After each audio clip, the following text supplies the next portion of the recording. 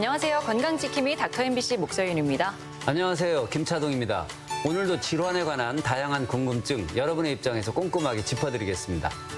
감기 환자가 일반 병원을 찾는 만큼 치주 질환으로 치과를 방문하는 환자들이 많다고 합니다. 네, 치주 질환은 스케일링을 해주는 것만으로도 호전이 되지만 치주염으로 발전하면 아주 심각한 상황을 초래할 수 있다고 하거든요. 네, 그렇습니다. 치주 질환은 진행 속도가 굉장히 빠르고 멀쩡한 치아가 흔들리고 빠질 수 있기 때문에 적절한 시기에 치료를 받는 게 중요하죠. 네, 그리고 치주 질환은 평소 생활 습관과 밀접한 관련이 있기 때문에 치료 후에도 생활 습관 개선이 무엇보다 중요하다고 합니다. 네, 그래서 오늘은 전주 연세 유펜치과 곽기태 원장과 함께 치주 질환에 대해서 자세히 알아보겠습니다. 평상시 양치질을 꼼꼼하게 하더라도 입안에 남아있는 세균들이 치석과 치태로 잇몸 주변에 쌓이면서 치주 질환을 일으키게 되는데요. 하지만 치주 질환은 누구나 한 번쯤 겪을 수 있는 흔한 구강 질환이라 소홀하게 생각하고 방치하는 경우가 많아 다른 합병증을 유발하는 경우가 많다고 합니다. 그래서 오늘은 치과의사 곽기태 원장과 함께 치주 질환에 대해 알아보겠습니다. 네, 원장님 안녕하세요. 네, 안녕하세요. 네. 네. 실제로 치주 질환으로 치과 방문하는 분들 굉장히 많은 걸로 알고 있는데요. 우선 치주 질환인 게 어떤 거고 어떤 종류가 있나요?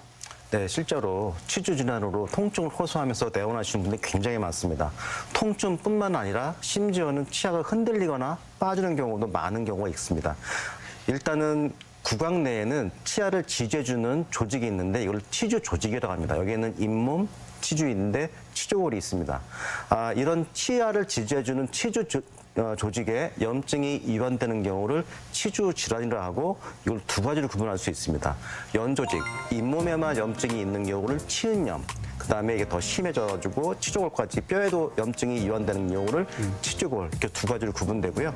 치은염이 더 악화돼서 치주염이 되는 것으로 이렇게 두 가지로 구분될 수 있습니다.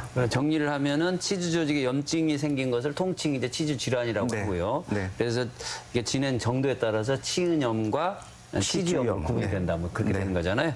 원인은 무엇으로 정리할 수 있을까요? 우리 구강 내에는 상주균이 있습니다. 그러니까 모든 사람들이 뭐 종류라든가 개수는 틀리겠지만 한 300에서 400가지 종류의 세균들이 있고 이 수가 거의 1억 정도 되는 세균들이 있습니다.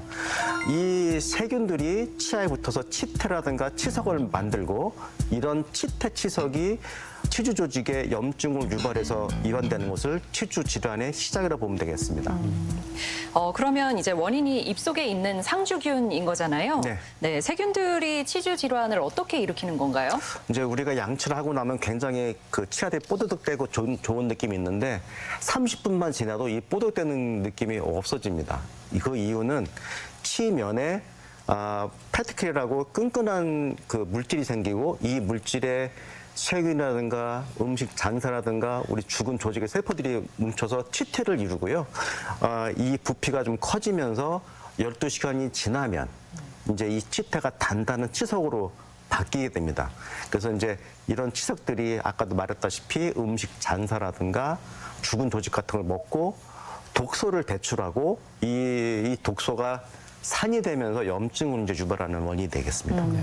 그 치은염 단계에서 빨리 병원에 가서 치료받는 게 중요한데 이걸 미루다 보면 이제 문제가 생기는 거잖아요. 네, 이렇게 염증이 연조직에만 국한되어 있는 경우를 이제 치은염이라고 하는데 우리 연조직에는 혈관하고 림프 조직이 있어서 면역 반응이 활발하게 이루어집니다. 그래서 세균들에 대한 우리 면역 반응의 반응은 혈관 내에 있는 백혈구라든가 호중구라든가 염증 세포들이 나와서 세균들하고 싸움을 하는 겁니다. 근데 이 혈관에서 이제 이런 것들을 내보내기 위해서는 혈관이 커지게 되고 우리가 외부 임상적으로는 이제 잇몸이 부어 있다거나 빨갛다거나 그렇게 볼 수가 있고요. 이제 환자분들은 오셔서 양치할 때 피가 나요라고 말씀을 하십니다.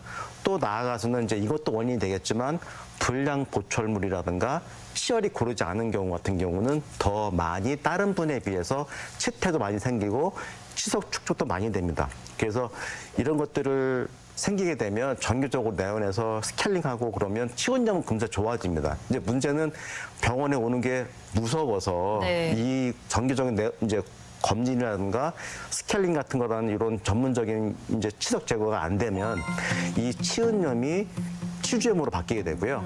더 나아가서는 이제 흡연하시는 분도 계시고, 뭐 음주하시는 분도 계시고, 아니면 전신질환 있는 분도 계십니다.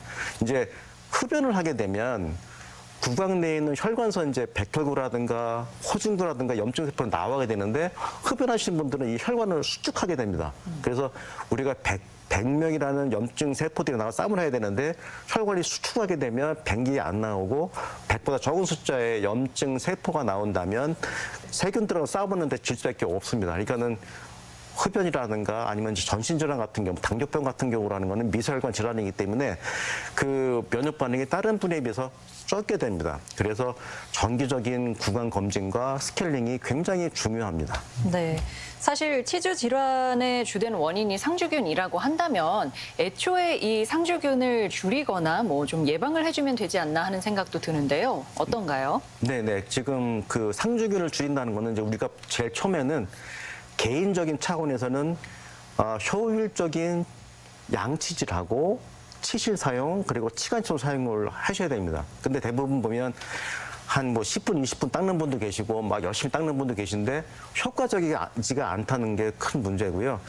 예를 들어서 뭐 열심히 옆으로 닦으시면 치아가 파이거나 잇몸이 내려가거나 그런 원인이 될 수 있는데 그거보다는 솔직히 치면은 반들반들하기 때문에 10번 정도만 닦아도 충분하고요. 중요한 건 치아와 치아 사이, 우리 칫솔이 안 가는 부분에 잘 닦으셔야 되는데 이거는 이제 효율적인 게 치실 사용도 하게 되고 아니면 치간칫솔 사용을 하게 됩니다. 저 같은 경우도 그렇게 사용을 하고 준비하고 효율적 관리하지만 안 될 경우에는 네. 이제 스케일링을 이제 직원한테 부탁해서 스케일링 하게 되는 거거든요. 네네. 그러니까 이거를 안 하게 되고 만약에 이제 그 치석이 쌓였을 때 뭐 1년에 한 번이라든가 간혹 가다 오셔 하게 되면은 스케일링 한 다음에 치아가 시려요. 그런 분들 계시는데 그거는 스케일링이 치아를 망치는 게 아니고 그동안 치석에 쌓였던 것이 많기 때문에 그걸 제거하고 나면 그 치석에 있던 부분에 찬 물이라든가 뭐 뜨거운 것이 닿으면서 그게 나타나는 증상이지 스케일링이 치아를 망치는 그런 내용은 없습니다. 네. 그러니까 그 치주 질환 예방에는 면역 방어가 중요하다 이렇게 볼 수 있겠네요. 네네. 그러면 구강 내 면역 방어에 대해서 좀 더 좀 자세하게 설명 좀 해주시죠. 네. 아까도 말했다시피 이제 치면을 닦고 난 다음에 치태가 생기고 치석이 생기게 되면 우리 몸에서는 면역에 관여된 백혈구라든가 호중구라든가 염증 세포들이 나올 수밖에 없어요. 근데 이 염증 세포를 나와서 싸움을 하게 되는데 항상 이 면역 반응은 적정 수의 세균하고는 작용은 되는데 만약에 우리가 관리를 안 해서 이 세균 수가 높아지게 되고 면역 반응을 이기게 된다 그러면 이 면역 반응은 질 수밖에 없습니다. 이렇게 되면 염증이 더 강해질 수밖에 없고 잇몸에 있던 염증 질환이 뼈로 이완되는 치주염으로 갈 수밖에 없어요. 그러니까는 이 면역 반응보다 더 센 세균 수가 있다 그러면 전문적인 치석 제거를 필요하게 하게 되고 이제 더 나아가서는 마취를 통해서 그 잇몸 밑에 있는 치석까지 더 제거할 수밖에 없는 그렇게 해야 되는데 이 면역 반응은 아까 그런 것도 있지만 이제 흡연이라든가 음주라든가 아니면 이제 전신질환도 영향받을 수 있기 때문에 이런 분들 같은 경우는 더 자주 내원해서 그 전문가에 의한 스케일링 제거가 제일 중요합니다. 네. 오늘 치주 질환에 대해서 자세히 알아보고 있는데요. 앞서 여는 말에서 감기만큼이나 흔한 질환이라고 이야기를 했습니다. 실제로 치주 질환의 유병률은 얼마나 되나요? 모든 사람이 눈에 보이지 않을 정도의 염증은 다 갖고 있습니다. 그러니까 이 염증을 면역 방어 밑에서 컨트롤하게 되면 피도 안 나고 건강해 보이는 거거든요. 근데 이제 치은염 같은 경우는 20대에서는 뭐 한 50%, 35세 때는 75%, 그 40대 이하는 거의 뭐 8, 90%가 다 치은염 정도는 갖고 있고요. 네. 우리가 이제 잇몸을 보면 빨갛게 염증이라 보이면 이제 그 혈관이 이제 팽창을 해서 빨갛게 보이는 그런 이제 경우가 있고, 나이가 들에 따라 면역 반응은 떨어질 수밖에 없어요. 그래서 우리가 뭐 젊을 때처럼 뭐 2, 3일 안 닦은다 그러면 젊을 때는 괜찮았는데 나이 든 사람 같은 경우는 피가 난다거나 흔들린다거나 그런 경우가 있거든요. 근데 이런 경우는 뭐냐면 면역 반응이 떨어졌다는 경우예요. 그래서 치주염 같은 경우는 치은염보다 유병률이 많지 않지만 결과는 더 안 좋습니다. 그래서 치주염 같은 경우는 50대 때 굉장히 높습니다. 이건 아마 50대 때 스트레스 많기 때문에 스트레스 영향받아서 그럴 수가 있고 60대 되면 약간 좀 떨어집니다. 이때는 이제 50대에 비해서 스트레스 홀더가 좀 떨어지기 때문에 그럴 수가 있는 상태이기 때문에 이런 경우에 이제 유병률 같은 경우는 거의 모든 사람이 갖고 있다고 볼 수가 있습니다. 그러니까요. 네. 나이하고 좀 뭐 비례하는 부분도 있지만 또 생활 나이하고도 또 관계가 있다 이렇게 볼 수가 있겠습니다. 제일 중요한 게 이제 제가 옛날에 연구할 때 그 나왔던 결과가 있는데 그 굉장히 큰 대기업에 있는 과장 부장들이 굉장히 잇몸이 안 좋아집니다. 근데 이런 분들이 이제 승진을 해서 이사를 달게 되면 갑자기 염증이 떨어지는 경우가 있어요. 이런 거 봤을 때는 이 스트레스가 얼만큼 사람들한테 영향을 주고 구강 건강에 안 좋게 작용하는지를 여실히 볼 수 있는 결과입니다. 그렇죠. 그럼 치료를 한번 들어가 보죠. 치주 질환 어떻게 치료를 하나요?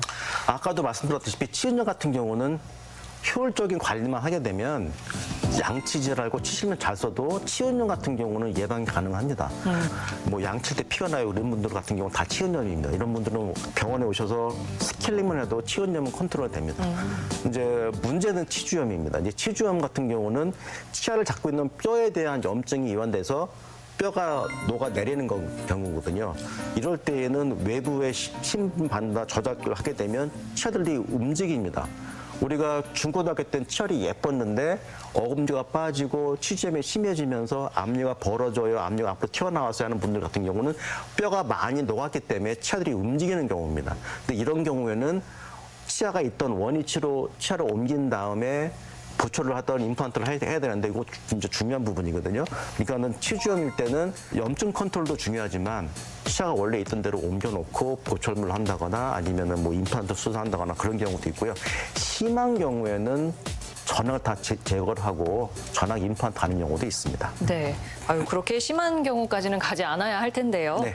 치주 질환 중에서 이 치주염의 치료 과정을 사례를 들어서 이야기 나눠보면은 좀 이해가 쉬울 것 같습니다. 네, 지금 제가 40대 여관 환자 사진을 이제 가져왔는데 보시는 것처럼 어금니가 없고 이제 치아 동요도 있고요. 다시 한번 설명드리면 이 코 밑에 하관은 어금니가 잡아주고 앞니를 안 닿는 게 맞습니다. 근데 어금니가 없으면 앞니로 식사를 하게 되면서 앞니가 이렇게 벌어지는 거거든요. 근데 이렇게 치아가 생겨서 동요가 생길 때에는 하관에 영향도 주지만 어금니 부분에 반대되는 치아가 정출돼서 임플란트가 힘들어도 임플란트가 보철이 들어갈 수 없는 공간을 만들게 됩니다. 그래서 이때는 먼저 스케일링을 통해서 염증 컨트롤하고 염증 제거한 다음에 네. 이제 치주 수술을 하고 이제 염증이 없다고 판단이 되어지면 이제 임플란트라든가 그 외 보철물을 해서 하관 높이를 맞춰주는 게 제일 중요하고요. 그 다음에 임플란트 심은 다음에 적절하게 아무는 시간이 있지 않습니까? 뭐 하악은 4개월, 외는 이제 6개월. 근데 그 시간 동안에 남은 이제 치아에 뭐 신경치료를 한다거나 임시 치아를 들여서 이 고경은 그러니까 하악 고경을 잡아주거나 그렇게 여러 치료를 이제 동시에 하게 됩니다. 그렇게 여러 치료를 이제 동반하게 되면 치료 기간이 뭐 길어지지 않을까 싶은데요. 발치 즉시 임플란트를 하게 되면 뭐 4 내지 6개월이면 끝나지만 만약에 이제 치주염이 심한 경우에는 이제 그날 바로 임플란트를 못 한다거나 그러면 뼈이식만 해놓고 뼈이식 하게 되면 거의 1년이나 시간이 흐를 수가 있습니다. 그러니까는 뭐 개인차는 있겠으나 거의 뭐 바로 발치 즉시 임플란트를 하게 되면 4 내지 6개월. 만약에 이제 치주염이 심해서 네. 뼈이식을 동반할 경우에는 그 이상도 걸립니다. 그럼 결국 치주염이 얼마나 심했냐에 따라서 치료 기간도 달라지겠네요. 그죠? 네. 앞서 말씀 중에 치주 질환이 굉장히 심한 경우에는 뭐 전악 임플란트를 해야 하는 경우도 있다라고 하셨는데 네. 뭐 실제로 그렇게까지 가는 경우가 있을까 싶은데 어떤가요? 실제로 있는 사례인가요? 많습니다. 요즘에. 왜냐면 이제 첫 번째 내일이 바빠서 네. 병원을 못 오시는 분들 그리고 어떤 치과에 대한 막연한 통증 때문에 나 무서워서 못 간다는 분들 그런 이제 여러 케이스가 있거든요. 이런 경우에 이제 요즘에는 이제 TV 광고도 많이 나오지만 약 선점이 많이 합니다. 내가 뭐 이렇게 질문들이 뭐하지만 요 손에 가시가 바뀌면 가시를 빼겠습니까? 아니면 약을 먹고 버티시겠습니까? 하면 가시 빼면 다 낫잖아요. 네. 뭐 고름이 나든 뭐든 시간 지나면 우리 몸은 낫게 마련인데 아까도 말씀드렸다시피 치주 질환의 원인은 치태와 치석입니다. 이것만 제거되면 우리 몸 스스로 나서거든요. 근데 이거를 제거 안 하고 약만 먹고 나비둔다? 이거는 말이 안 되는 겁니다. 그래서 이런 분들 같은 경우 와서 저 약 먹었는데 이렇게 나빠질줄 몰랐어요. 뭐 무서워서 못 왔어요. 그런데 이제 그렇게 해서 결국에 가서는 치아가 흔들리고 그냥 서로를 빼면 뺀 정도의 그런 분들이 계십니다. 이제 이런 분들 오시면 다 뽑고 전학 임플란트가 아니면 틀니로 갈 수밖에 없습니다. 근데 문제는 이 전학 임플란트를 하더라도 잔존 치조골이 좋다 그러면 괜찮은데 잔존 치조골이 굉장히 없는 분들이라든가 약하신 분들 같은 경우는 이제 이런 분들이 지금 큰 문제거든요. 이분 같은 경우는 이제 사업을 크게 하시고 막 수출하시고 1년에 270을 밖에 나가 계신 분인데 관리를 너무 안 하시고 염증이 너무 심해서 치아가 흔들릴 뿐만 아니고 뼈까지도 굉장히 밑으로 많이 내려간 케이스입니다. 그러니까 이제 이런 분 같은 경우는 이제 그날 즉시 발치를 하고 이제 임플란트라는 게 이 길이가 있기 때문에 밑에 하치오 신관에 연결돼 있다면 긴 거를 심을 수가 없는 경우입니다. 근데 이분 같은 경우는 위로 이제 심고 노출된 임플란트 위로 뼈 이식을 해도 수직으로 이제 뼈를 올린 케이스고요. 그리고 위에 보시면 상악동이라고 해부학적 구조가 있습니다. 이쪽도 염증이 심하면 그 상악동하고 남아있는 잔존치가 없기 때문에 특수하게 상악동 거성술을 통해서 상악동에 뼈 이식을 하고 심은 케이스인데 그 위아래 다 해서 그날 당일날 다 치료를 하고 심은 케이스입니다. 이렇게 해야지만 6개월 이내에 보철물이 나가고 이제 모든 치료가 끝날 수가 있습니다. 만약 이제 여기서 상악동이라든가 하치오 신경에 문제가 생겨서 심지를 못하게 되면 거의 1년이라는 시간을 흘 수밖에 없는 경우죠. 네, 그러니까 보기만 해도 굉장히 큰 작업 같은데요. 네. 그러면 이런 경우엔 말씀하신 것처럼 뭐 1년, 시간도 오래 걸리고 네. 또 비용도 만만치 않게 들겠다는 많이 생각이 들어요. 네. 이제 여기서 어렵다고 하는 부분이 뭐냐면 상악동이라는 해박적 구조가 있고요. 이제 이 상악동에는 해박적 구조에다가 뼈 이식을 하려고 그러면 특수한 방법으로 수술할 수밖에 없어요. 이제 이 뺨 쪽에는 뼈를 뚫어서 그 상악동 위쪽으로 뼈를 이식해두고 나와야 되는 부분이 있고 또 이제 밑에 하악관이 이제 하악관이라는 건 여기 신경관이 밑에 있는데 여기를 할 때에는 수직으로 뼈를 이식해야 되는데 이때는 뼈의 양도 많이 들어가고 좀 이렇게 그 기존의 가루뼈가 아닌 형태를 유지한 뼈를 이용해서 시술하기 때문에 비용도 많이 들어갑니다. 그러니까 이제 이런 시술할 때는 그 의사분들이 굉장히 어려워하셔서 뭐 대학병원을 의뢰한다든지 아니면 뭐 경험이 많은 의사한테 의뢰를 하는데 이런 것들은 좀 더 그 환자분께서 좀 연구를 해보시고 자기 몸이니까 좋은 경험을 많은 의사라든가 대학병원 가서 수술을 받을 길 권유드립니다. 네. 그렇게 수술이 좀 기간이 좀 길어지고 그럴 때 그 환자 입장에서는 이제 최종 보철물을 착용하기 전까지는 좀 어떻게 지내야 되는지 그게 좀 걱정이네요. 뭐 부분적으로 빠진 분들 같은 경우는 부분적으로 이제 저희가 보강해 드리지만 전학을 이제 빼신 분들 같은 경우는 그 사회생활 때 좀 불편하거든요. 그래서 이런 분들 같은 경우는 실밥 제거할 때, 실밥 제거할 때라는 게 왜 그러냐면 수술하면서 많이 부어 있고 뼈를 이식하기 때문에 볼륨이 많이 이제 커져 있습니다. 그러니까 실밥 제거할 때 되면 부기도 빠지고 좀 더 어느 그 형태를 유지하기 때문에 이때 본을 떠서 이제 최종 보철물을 드리기 전까지 임시로 쓰는 틀니를 쓸 수밖에 없습니다. 근데 이런 경우는 이제 실밥 뽑는 날 틀니를 이제 폰을 떠서 2주 있다가 환자한테 드리거든요. 그러니까 한 달 동안 굉장히 이제 그 없이 지내셔야 되고 그다음에 이제 본뜬 2주에 임시 틀니를 제공하면 그걸로 최종 보철물 나오기 전까지는 그걸로 사용하셔야 됩니다. 근데 임시는 임시기 때문에 이걸로 뭐 큰 기대를 얻는 것보다도 밖에 나가서 사람들하고 이제 사회생활 하는데 부담 없이 하시라는 의미가 더 클 거고요.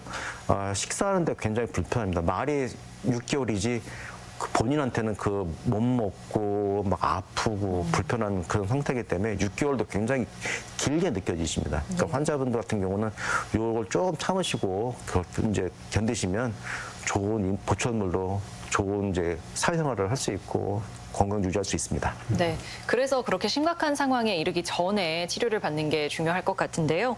보통 치주 질환 치료 후에 이제 관리 방법으로 뭐 올바른 양치질, 치실 그리고 네. 뭐 정기 검진 말씀해 주셨는데요.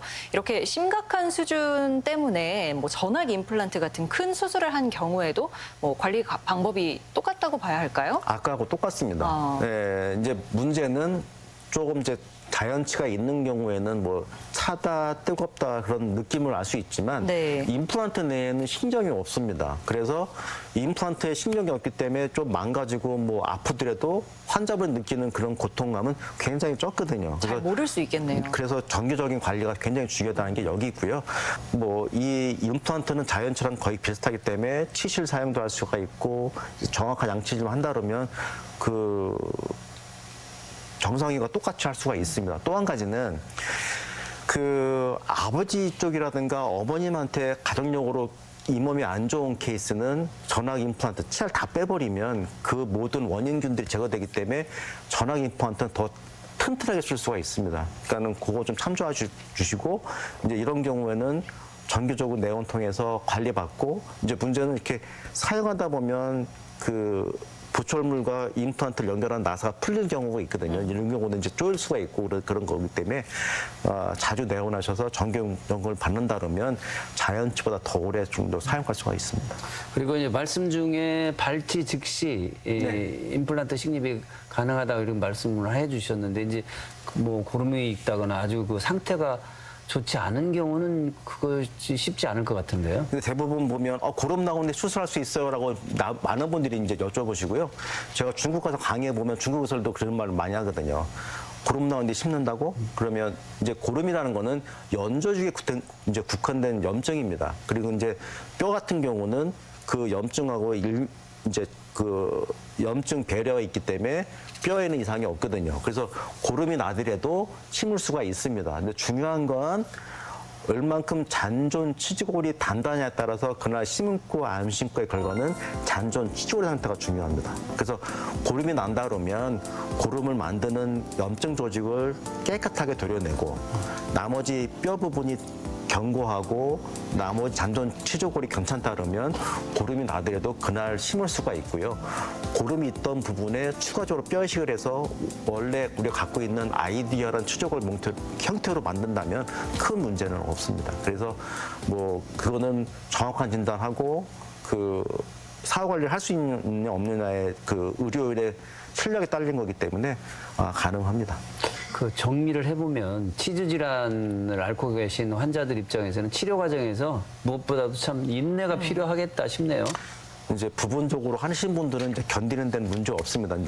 나머지 치아 가지고 식사도 할 수 있고 뭐 할 수가 있기 때문에. 근데 전학 임플란트 같은 경우에는 임시 틀니를 쓰는데 그 집에서는 뭐 빼놓고 뭐 이렇게 죽이라든가 유도식을 먹을 수가 있지만 밖에 나가서 그럴 수는 없는 관계이고 그래서 이분들이 굉장히 호소하는 게 힘듭니다라고 그렇게 말씀하시더라고요. 네. 근데 6개월 뒤에 정상 보철물로 끼워드리면 굉장히 행복도 하시고 어떤 분들은 뭐 더 마음도 맑아지고 좀 살도 더 찌시고 좋거든요. 그러니까는 그 5개월 뭐 4개월 고생하시면 좋은 결과가 있으니까 그것 따라서 견디시고 하는 분이 계시니까 그때까지만 좀 조심하시면 그 나머지는 괜찮습니다. 네, 오늘 이 시간에는 일상에서 흔히 나타나는 질환 중 하나인 치주 질환에 대해서 치과 의사 곽기태 원장과 함께 알아봤습니다. 네, 오늘 말씀 고맙습니다. 네, 감사합니다.